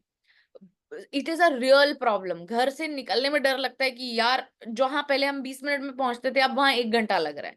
तो everybody related to it, one punch line and it was there. So whatever I think I applied to BC aunty कि ये मेरे साथ नहीं हुआ, ये स्नेहल के साथ नहीं हुआ, ये बीसी आंटी के साथ हो गया। उसका पति गया था गाड़ी पार्क करने, अब तक आया नहीं। तो ये थोड़ा गेम है कि कितना हम लोगों को अपने लाइफ में एंट्री दें, कितना नहीं दें। पर वही वरदान भी है कि आप डिसाइड कर लो आपको क्या दिखाना है लोगों को और क्या बिल्कुल वंचित रखना है अपनी पर्सनल लाइफ में से। तो दैट कम्स विथ एक्चुअली। तो जब मैंने इनिशियली कंटेंट बनाना शुरू किया था, मुझे नहीं लगा था मैं इतना फेमस हो जाऊंगी। मुझे लगा था ये हंसी मजाक में अभी थोड़े दिन का जो भी है, ये खुमारी है, ये उतर जाएगी। लेकिन वो मल्टीप्लाई होता गया। तो घर एक्सपोज हो गया, पति एक्सपोज, माँ एक्सपोज, बच्चा एक्सपोज, तो वो धीरे धीरे खुलता गया। मुझे नहीं मालूम था कि लोग मुझे इतना प्यार देंगे या मैं इतने दूर तक पहुंच जाऊंगी। तो ये एंटायरली आपके ऊपर है। आप अगर आप ये बिलीव करते हो कि आपका वीडियो एक दिन घर घर पहुंचने वाला है और आप नहीं चाहते कि आपके पर्सनल लाइफ में ये इंटरनेट पे बैठे लोग एक्सेस पाएं, तो आप एक पर्सनालिटी चूज कीजिए, उसके साथ जो आपको कॉमेडी करनी है। तो जैसे स्नेहिल अलग, बीसी आंटी अलग, टीचर और कोई दूसरी औरत, सोबो आंटी कोई तीसरी औरत, तो ये इन लोगों के साथ घटित होता है। स्नेहिल तो स्नेहिल है। तो ये आपको थोड़ा, ये गणित है, ये आप लोगों को खुद फिगर आउट करना पड़ेगा। Okay, thank you. मैं बहुत ज्यादा बोल दिया क्या ये पॉइंट पे? नहीं, थैंक यू। सुचिता? स्नेहिल, हाँ जी। हाँ, मेरा एक क्वेश्चन है। जैसे हम्म। हम लोग शॉर्ट स्किट करते हैं, शॉर्ट ड्रामा चूज करते हैं, तो उसके लिए हमको टॉपिक बेसिकली सेंसिटिव चूज करना चाहिए कि सोशल मैसेज वाला? जैसे हिंदी दिवस में आप आए थे तो सपोज अगर हम इसको ध्यान में रख के करते हैं तो हमको कौन सा टॉपिक ज्यादा चूज करना चाहिए जिससे हमको ज्यादा मार्क्स मिले, जो ज्यादा हम अच्छे से कर पाए?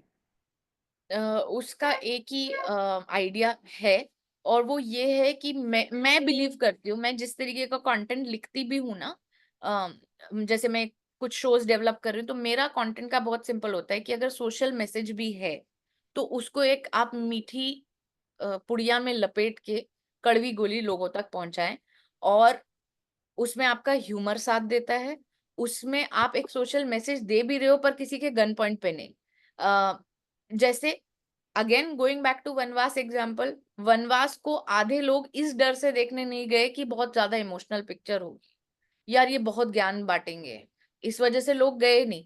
बट ओवरऑल एंटरटेनिंग फिल्म थी, उसमें गाना भी था, रोमांस भी था, फाइटिंग भी थी, सब कुछ था, कमीने बच्चे भी थे, एक बाप भी था, सब कुछ था। लेकिन वो पैकेजिंग कैसी हुई? पैकेजिंग ये हुई कि यार ये लोग रुलाएंगे, बहुत ज्ञान देंगे। तो ज्ञान अगर आपको देना भी है ना, तो वो सेकंड लेयर में रहे तो बेहतर रहेगा। जैसे कमिंग बैक टू जो एग्जाम्पल मैं सुबह से अभी तीसरी बार बता रही हूँ, कि एक लड़की थी, उसको शहर जाना था पढ़ने के लिए। हम फीमेल एम्पावरमेंट की बात कर रहे हैं, लेकिन हमने उसको एक पर्सनल स्टोरी इस लड़की और उसके पिताजी के बीच रखी। ये लड़की रिप्रेजेंटेटिव है पूरी औरतों की, और ये पिताजी रिप्रेजेंटेटिव है पूरे समाज के। तो तो कड़वी गोली को शहद में घोल के देना is what always works, always. आप जितना ज्यादा डिप्रेसिंग रोना धोना करोगे, उतना लोग ना डिस्कनेक्ट होना चाहते हैं, क्योंकि सभी अपने लाइफ में कहीं ना कहीं परेशान है, सभी अपना दुख छुपा के बैठे हैं। तो ऐसे में आप क्यों उनको फालतू में और टॉर्चर करो? इससे बेटर है आप कुछ हंसी मजाक के थ्रू एक मैसेज एंड, और वो कुछ भी टॉपिक हो सकता है, पानी संरक्षण, saving of water, I'm writing something related to this environment, but उसमें environment तुमको तब पता चलेगा जब सीरीज खत्म हो जाए।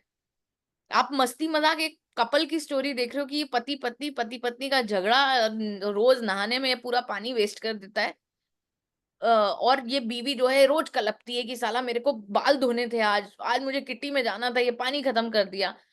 करते करते करते करते एंड में you realise how it is impacting their life. जब डे 0 आ गया, अब तो पानी ही नहीं है, धो लो अब सर, और चलाओ 3-3 घंटा शावर।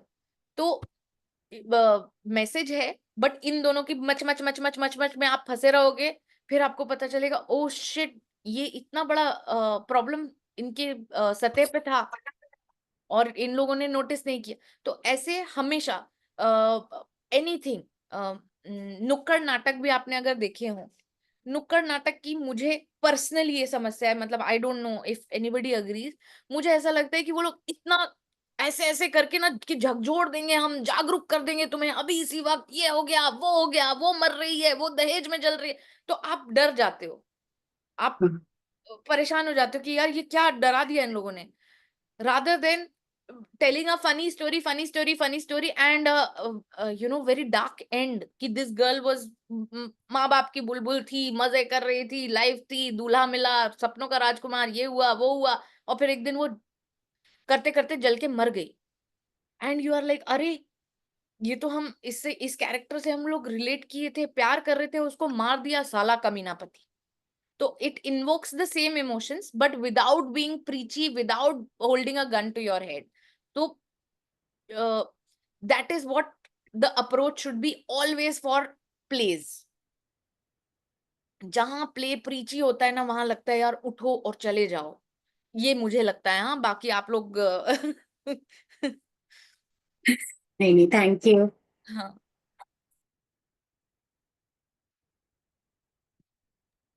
तो I personally feel humor is always remembered. So if आप there is something which connects, it is humor. क्योंकि in our daily lives we always come across serious situations somehow or हाँ the other. हाँ, वही ना, सबकी life के अलग अलग। एक बहुत प्यारी कहानी है गौतम बुद्ध की, कि एक बंदा बोला कि मैं बहुत परेशान, मैं बहुत परेशान, सब लोग अपना अपना परेशानी, तो बोले ठीक है, नो प्रॉब्लम, सब लोग एक चिट्ठी पे लिखो, एक बोल में डालो, और सब एक उठा लो अपने अलग अलग प्रॉब्लम्स, तेरी प्रॉब्लम है, तेरी शादी नहीं हो रही, तेरे सर पे बाल कम है, सब लोग अपनी अपनी प्रॉब्लम्स डाल दो और फिर उसमें से जिसको जो लाइट लगती है वो उठा लो। अल्टीमेटली सब लोगों ने अपनी अपनी प्रॉब्लम ही उठाई क्योंकि आपको नहीं पता है कौन अगले वाले के लाइफ में क्या चल रहा है। तो and specially in our country when we are so many of us, हम लोगों की अपब्रिंगिंग्स अलग है, हम लोगों की अपॉर्चुनिटीज अलग है, हमारी शिक्षा अलग है। जैसे मैं बंबई में हूँ, मैं एमपी बोर्ड से पढ़ी हुई हूँ, तो मुझे हमेशा ये लगता है, ये मैंने थम्स अप किया हाँ, तो मुझे हमेशा ये लगता है कि my education was not at par with the kids of Mumbai. They were going to best of schools, they were learning the best of English. हम लोगों को अपनी इंग्लिश पे काम करना पड़ा। तो सबकी अपॉर्चुनिटी, सबकी प्रिविलेजेस, सब कुछ अलग है। तो ऐसे में एक ही चीज है, अगर आप किसी को हंसा दो तो वो आपके साथ हो जाता है तुरंत। तो that is what I also try and apply.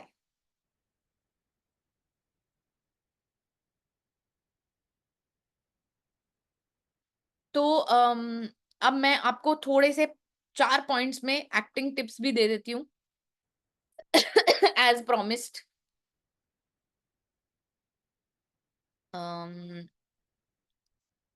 Number 1, very basic point, stay true to your character. अगर बीसी आंटी अनपढ़ है तो फिर वो फर्राटेदार अंग्रेजी नहीं बोलेगी, भले उसको पार्लियामेंट में भेज दो आप। तो stay true to your character. आपके कैरेक्टर की जो सच्चाई है, अगर वो घास फूस खिलाती है अपनी गाय को, तो हाँ जी वो घास फूस खिलाती होगी। तो जो आपकी बैक स्टोरी है, जो मोटिवेशन है इस कैरेक्टर का, उसको हमेशा आप याद रखें। और staying true to your character is the most important thing. Number 2 is voice and emotion. तो वॉइस जो है उस पे मैंने खुद बहुत काम किया है, जो मैं आप लोगों से शेयर करती हूँ। कि एक हम लोग एक इम्प्रोवाइज्ड कॉमेडी करके एक शैली होती है, जहाँ पे कोई लिखी हुई लाइनें नहीं होती हैं, आपको ऑन द स्पॉट बनाना है और बोलना है, और कोशिश ये रहती है कि लोग हंसे। That's why it's called improv comedy. West में बहुत कल्चर है इम्प्रोव का, इंडिया में नॉट सो मच। इंडिया में है कुछ टूटे फूटे ग्रुप्स, लेकिन जब मैंने इम्प्रोव सीखा था उस वक्त मैंने बहुत ज्यादा वर्जन पुट ऑन किया हुआ था, क्योंकि मैं एक माँ बनी थी, तो मेरा कॉन्फिडेंस एकदम जीरो था। मैं स्टार इंडिया में काम करती थी और मुझे ऐसा लगता था कि सब लोग मुझे नहीं, मेरे मोटापे को देख रहे हैं। उससे पहले मैं स्लिम ट्रिम थी। तो एक सेकेंड, हाँ गाइस सॉरी।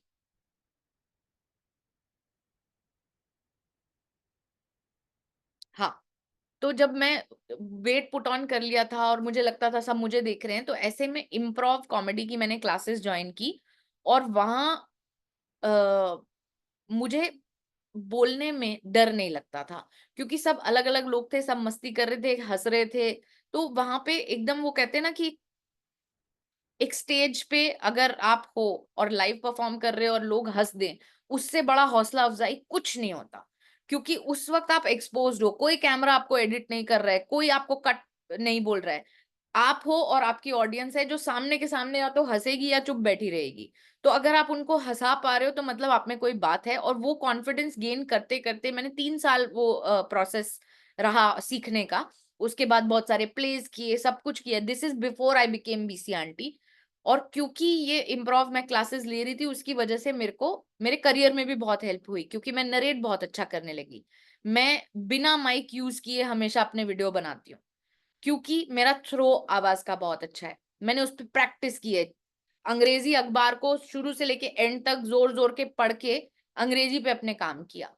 तो ये जो आपकी वॉइस है, इस पे बहुत बहुत बहुत काम करना है। अगर आप स्टेज पे किसी को देख रहे हो और उसकी आवाज ऑडियंस के लास्ट रो तक नहीं पहुंच रही है, मतलब वो अच्छा कलाकार नहीं है।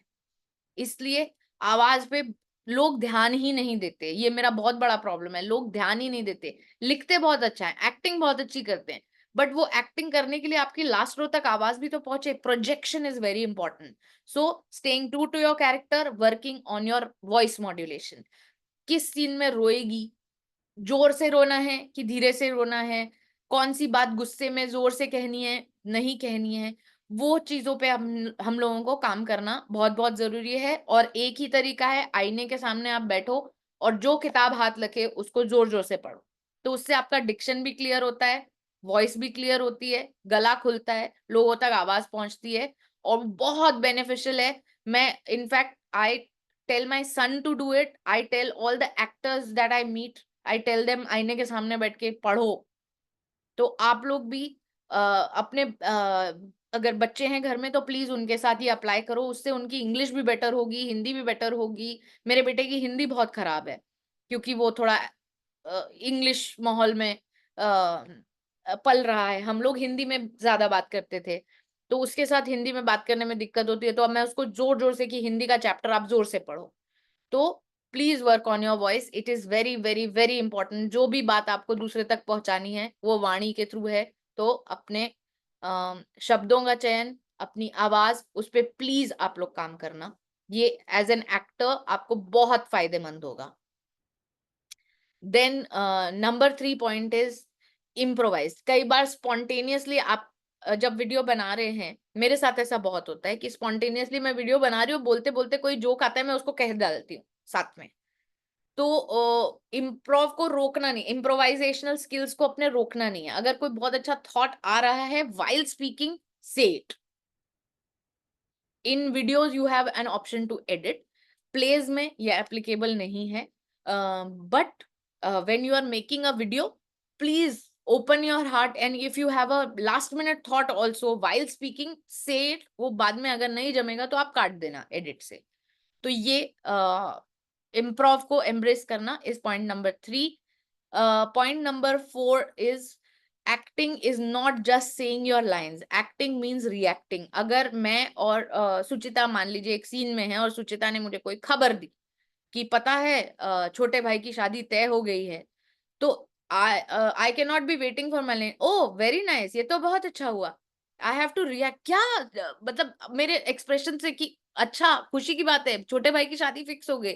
सो you have to also react to people. Many times I have seen कि एक्टर स्टेज पे भी ना अपना लाइन का वेट कर रहे होते हैं कि वो सामने वाला लगा हुआ है पूरी एक्टिंग करने में, आप वेट कर रहे हो एंड देन यू से your line. You have to react. Is that person emotional? Is he fighting? Is he crying? Is he happy? तो you have to react to them, क्योंकि जब आप स्टेज पे हैं, लाइव परफॉर्मेंस में हैं, तो सब लोग आपको देख सकते हैं। It's not like a film कि आपका कट बाद में लगेगा, आप इम्पोर्टेंट नहीं हो इस सीन में। उसमें भी वाइड होते हैं बाय द वे, फिल्म में भी वाइड शॉट्स होते हैं जिसमें आप सबको देख सकते हो और सबके एक्सप्रेशंस को देख सकते हो। तो staying in that moment, reacting to your co-actor is also very important. And the third is कि perfect timing तो God की भी नहीं होती, तो perfect timing को chase करना is not fair, it is not human. You cannot have perfect timings of jokes, you cannot have perfect timings of dialogues. तो perfect timing को chase करना एक गलती होती है। इसमें कई बार ना पंच मात खाता है। आप वो कहते हैं ना कि सब्जेक्ट को समझ लो तो आप अच्छा लिख सकते हो, ये चीज यहाँ अप्लाई होती है कि अगर आप सीख लो। बहुत सारे कंटेंट आप देखते हो, राजपाल यादव की कॉमेडी हम सबको अच्छी लगती है, वो यूनिवर्सल बंदा है। जॉनी लीवर यूनिवर्सल, कभी कोई गंदी बात उन लोगों ने नहीं की लेकिन आपको हमेशा हंसाया। राजू श्रीवास्तव परफेक्ट टाइमिंग के महारथी, हर चीज जो वो एक्टिंग करते थे आपको लगता था यार इनमें कोई बात है। तो ये लोग महारथी लोग हैं, इनको आप देखोगे ना तो आपको पता चलेगा कौन से शब्द पे कहाँ रुकना है। मैं एक एग्जाम्पल के तौर पे आपको समझाती हूँ। मैं परसों एक फिल्म देख रही थी कॉमेडी, हंगामा। उसमें शक्ति कपूर जो है वो कचरा सेठ, पागल कैरेक्टर, वो आता है, वो लड़ाई कर रहा है, लेकिन वो लड़ाई के बीच में वो भाभी जी को जब देखता है तो भाभी जी की तरफ 2 कदम ले लेता है। तो वो इतना फनी हो गया उस एक एडिशन, उस एक छोटी सी क्वर्क से कि भाभी जी करके वो भाभी जी की तरफ बढ़ा एंड देन somebody रुकाउज him, he comes back to the fight. तो वो जो टाइमिंग है वो आप सिर्फ लोगों को देख करके ही सीख सकते हैं। तो इसलिए जैसा भी कंटेंट आप बनाना चाहते हैं, आप सोशल मैसेज अगर बनाना चाहते हैं तो इतना सारा अच्छा अच्छा कंटेंट है सोशल मैसेज के ऊपर। There are books that you can read, there are people you can watch and get inspired। Oprah Winfrey इतना अच्छा क्यों बोलती थी? क्योंकि उसको पता था कौन से शब्द पे तवज्जो देनी है, कौन सा रोक के रखना है, कहाँ ऑडियंस से रिएक्शन लेना है, and that is why she is Oprah. there's nobody like her. So we have to watch these people to understand कि कौन से शब्द को अंडरलाइन किया. बहुत सारे मोटिवेशनल स्पीकर्स हैं आज की डेट में, आप लोगों ने सबने वीडियोस देखे होंगे. उनमें से कुछ ही सुपर सक्सेसफुल हैं, कुछ ऐसे ठंडे हैं. वो ठंडे क्यों हैं? क्योंकि उनको शब्द पे तवज्जो देना नहीं आ रहा है. वो टाइमिंग, ये अपना क्या नाम है, संदीप महेश्वरी, वो उसको इतना लोग पसंद क्यों करते? क्योंकि उसको मालूम है क्या चीज वो बेच रहा है एक शब्द में. तो आप वो शब्द पे comma, full stop, wait for the audience to react. All the stand-up comedians do that. All the stand-up comedians. I have worked closely with हर्ष गुजराल, और हमने तो टीवी शो किया था, तो टीवी शो की कॉमेडी बहुत अलग होती है और लाइव कॉमेडी बहुत अलग होती है. तो जब मैं उनके शो पे गई, पहली चीज तो वहां 2000 लोग आए हुए थे, और दूसरा वो बंदा ऑडियंस के थ्रू रिएक्शंस लेके उनकी शब्दों को यूज करके, एक लड़की से शो के शुरुआत में उसने नाम पूछा, उसने कहा शिफा. शिफा नाम उसने याद कर लिया, शो के एंड में शिफा के लिए जोक मारा, पूरा हॉल इरप्ट कर गया. मतलब कुर्सी से गिर रहे थे लोग. तो ये होता है टाइमिंग, जो कि सिर्फ प्रैक्टिस करने से आएगा, लोगों को देखने से आएगा. तो अल्टीमेटली एक्टिंग टिप्स के जो कीज हैं वो है mastering your voice, staying true to your character's reality, react also, don't just act, react. And number 4 is focus on timing, and that you can learn by watching the gurus in the field, by watching a lot of good content, by reading, by facing your fears, which is sitting in front of the camera, accepting yourself कि I am the best version of myself, and here it is, this is what I am reading. And trust me, मैं हमेशा ये बात बोलती हूँ कि मैं बहुत ज्यादा अंडर कॉन्फिडेंट थी. उससे अब यहाँ आप लोगों के सामने मैं ऐसे पटर पटर बोले जा रही हूँ बिना किसी फिल्टर के, तो उसके लिए बहुत मेहनत लगी है. तो पॉसिबल है, आप लोग भी उसको अप्लाई करेंगे. आई am sure there are many amongst us who are better than what I do, but may be they are lacking that confidence. तो मेरा आप लोगों से यही अर्ज है, and I want to culminate this session by saying this: please do not stop yourself, please do not जज yourself. Others are there to जज you. You have to just keep working on yourself. बहुत ही अच्छा, इतना अच्छा कि सब मंत्रमुग्ध हैं आपके इस सेशन के शेयरिंग से. We are so blessed to have you here today. It's And wonderful. thank you so much. And I want to ask one question. Yes, Sangeeta has a question. Yeah. So suppose हम लोग नए हैं social media पे, and we are playing a new character. हाँ. और वो character click नहीं हुआ या जो भी है, and we get a negative feedback. Then in that situation, how do we deal with it? Should we stop it over there, या फिर हम लोग उस पे काम करके कंटिन्यू करना चाहिए? संगीता जी, अगर आप बिलीव करते हो ना अपने कैरेक्टर पे, तो फिर लोगों का क्या कहना है उससे फर्क नहीं पड़ता.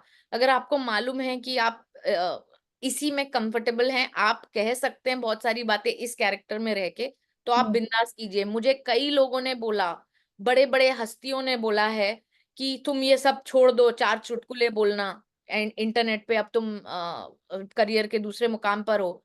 मैंने नहीं छोड़ा, क्योंकि मुझे प्यार है बीसी आंटी से, मुझे प्यार है अपने चैनल से, और फर्क नहीं पड़ता कि उससे पैसे कमा रहे हैं नहीं कमा रहे हैं, doesn't matter. I love talking to my audiences as BC aunty.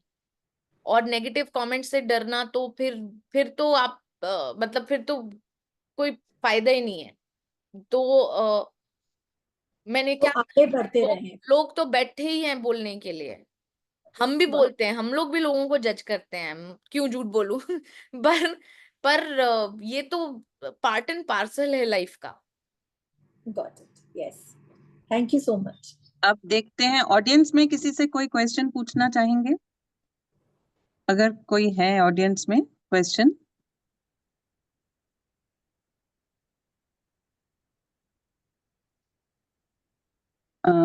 तो सुचिता, आप टेक ओवर कीजिए from here. Over to you. Snehil, आपने बहुत ही सिंपल और अच्छे तरीके से हमको स्क्रिप्ट राइटिंग और एक्टिंग की बारीकियां समझा दी. आई एम श्योर कि अब हमारे कैफे में चाहे टिकटॉक हो, चाहे हिंदी दिवस का कुछ भी हो, सब लोग एकदम अच्छे से सब कुछ कर पाएंगे। I am Sneha, I can't thank you enough for always making time for cafe. You are truly very inspiring, and we wish you a very we wish you more success always. Thank Now, you. I request Kavita ji for her feedback. तो मेरे को लग रहा है कि अब स्नेहिल जी का हम लोग जल्दी एक स्कूल देखने वाले हैं for script writing and acting. I must say आपने बहुत अच्छे से और बहुत प्यार से बताया हम लोगों को कि किस तरह से स्क्रिप्टिंग करनी चाहिए with very good examples which we could relate. And I am sure कि हम लोग सब अब कुछ ना कुछ लिखेंगे और प्रेजेंट करेंगे और आपके साथ शेयर करेंगे ताकि आप भी देखो कि आपने जो सिखाया है वो हम लोगों ने कितना सीखा है। बिल्कुल बिल्कुल, done. Thank you so much and thank you Suchita. ये अपॉर्चुनिटी आई थिंक अगर आप नहीं होते तो हम लोगों को शायद नहीं मिलती। Thank you, Kavita, for giving us this platform. तो all the best guys, thank you so much. And I hope कि कुछ कुछ आपको इस सेशन से कुछ कुछ सबको थोड़े थोड़े टिप्स मिल जाएं। And I will meet you again. और कोई क्वेरीज हो, कुछ हो, मैंने आज जो सारी बातें कही है वो मैं सुचिता के साथ शेयर कर लूंगी पॉइंटर्स में, so that you have it in case if you need any help. So एक ऑडियंस की रिक्वेस्ट है, कोई बीसी आंटी का जोक शेयर कर दीजिए जाते जाते। ऐसा नहीं होता है राजा, अभी हम जोक प्रिपेयर नहीं किए हैं। That's awesome. That's awesome, Snehal. Coming from you, thank you so much. We are so enthralled with all this that you have shared today. Thank you for being with us here today. Thank you so much. Thank you Suchita, thank you everyone, thank you so much. Thank you Snehal ji, मुझे एक बात बोलना है। हाँ जी, हाँ क्या जी, है ना, बुन्नू का बेटा वरुण ने बोला था बीसी आंटी का सेशन है मिस नहीं करने का। तो थैंक यू सो मच। इतनी डिटेल्स में बोलेंगे तो लंदन वाली बहू को ही ले आते ना। Thank you, so sweet of you. मतलब आई लव दैट बुन्नू का बेटा वरुण जो आपने एक बोला, वो आपका टैगलाइन है, इतनी सिंपल लाइन। हाँ, I love that, I mean I will never forget. और वरुण बोलते हैं आप, मतलब तो डिटेल्स बात है। उसका एक एक्चुअली वो है, मेरे जो मामा है ना, उनका नाम है मुन्नू और उनके बेटे का नाम है वरुण। तो मेरी नानी कभी सीधा नहीं बोलती थी कि वरुण आया है, वो कहती थी मुन्नू का लौंडा वरुण। तो हम लोगों को बड़ी हंसी आती थी कि ये वाया वाया कलेक्शन क्यों है, सीधे बोलो ना वरुण आया है। तो वो जोक मैंने उधर से उठाया और इतना लोगों को पसंद आया, तो अभी उस पे सोसाइटी में कैरेक्टर्स है, बस ऑब्जर्व करना है हम लोग को। हाँ। Thank you. लगता है ओके, निधि आपकी सबसे बड़ी फैन है। She मैं तो acts बहुत awesome. छोटी थी। Her comic timings are also awesome. From cafe, I अरे get this वाह, from her. स्नेहिल जी, आपसे मिलने का मौका हो प्लीज कलकत्ता आए। मेरा बहुत मन है, मैं कभी गई नहीं हूँ। मैं कल रात में ही अपने एक दोस्त को बता रही थी कि ऐसे ऐसे एक सेशन है कोलकाता का। तो बोले चलो चलो चलते हैं वहां, बहुत मजा। वो कलकत्ता से है, तो ही वाज सेइंग कि चल चल बहुत मजा आएगा, शॉपिंग भी है। मैंने कहा चलो, मौका लगा तो इसी साल हम लोग आएंगे। जरूर। तो आप लोगों से सबसे पर्सनली भी मिलेंगे। हाँ हाँ। बिल्कुल बिल्कुल तो सुचिता We will पहचान wait में for बुला लो। that. हाँ, वही We will में wait for that. हाँ, वही हमारा एक इवेंट होता है स्नेहिल जी, पहचान, हाँ, जहाँ पे हम बहुत सारे वुमेन को नई पहचान देते हैं। अ, उनके उनके अचीवमेंट्स को भी सेलिब्रेट। अरे वाह, तो वेरी वो जुलाई में है, नाइस। तो अगर आप आ पाए तो हमें बहुत बहुत खुशी होगी। बिल्कुल। मैं सुचिता से टच में रहूंगी। आप पूछो मैं कितना गायब हो जाती हूँ बीच बीच में, वो परेशान रहती है कि जवाब नहीं दे रही है, क्योंकि मैं दिन भर भागा दौड़ी, कुछ ना कुछ चलता रहता है। हाँ, तो वो सेलिब्रिटी के साथ आता है ना कुछ। सेलिब्रिटी कहाँ, मैं तो मतलब मुझे ऐसा लगता है कि थोड़ी सी ही जिंदगी है, उसमें बहुत कुछ कर डालना है। तो उस चक्कर में मैं दिन भर वायर्ड रहती हूँ। मेरे पति परेशान है मुझसे कि ये इतना भी नहीं बैठ जाओ थोड़ा शांति से। Good. But I must say कि स्नेहिल कभी भी मतलब उसको 2 बार कैफे के लिए मैंने बोला और उसने फर्स्ट उसमें ही हाँ बोल दिया, उसने एक बार भी सेकंड थॉट नहीं लिया कि हाँ मैं बताती हूँ, उसने बोला हाँ आई विल डू। सुचिता, पहचान के लिए भी अब आप बोलना अभी से चालू करो तो जुलाई तक वो हाँ कर देंगे। अब मेरे को बता हाँ, देना हाँ। डेट्स, पक्का Yes, आपके yes, डेट्स पक्का। के मैं निकाल हिसाब के आ से जाऊँ। हम लोग डेट्स कर सकते हैं Snehil, we have not yet fixed the date, so मैं एक बार सुचिता से बात करके आपको डेट भेज दूंगी। ठीक है, हाँ, आप जो बोलोगे then will finalise. Preferably weekend रहेगा तो मेरे लिए आसान यस होगा। Yes, will do on Saturday. Perfect, Saturday को ही करते हैं अपने। ठीक है। Suchita और स्नेहिल के लिए childhood friendships are the melodies that forever haunt our hearts forever. That's So this is to the two of you. Thank you. हम लोग बचपन में कितना मतलब एक ही साल हम लोग साथ में पढ़े, बट हमारी इतनी गहरी दोस्ती थी कि बाकी सब फ्रेंड्स को हमने साइडलाइन कर दिया था। वो अधिकार दिख रहा है आपके आपस में इंटरेक्शंस में। तो चलिए, thank you so much guys, मिलते हैं जल्दी। ओके, बाय पक्का। Bye. Bye. Bye, bye, bye, bye. Thank you.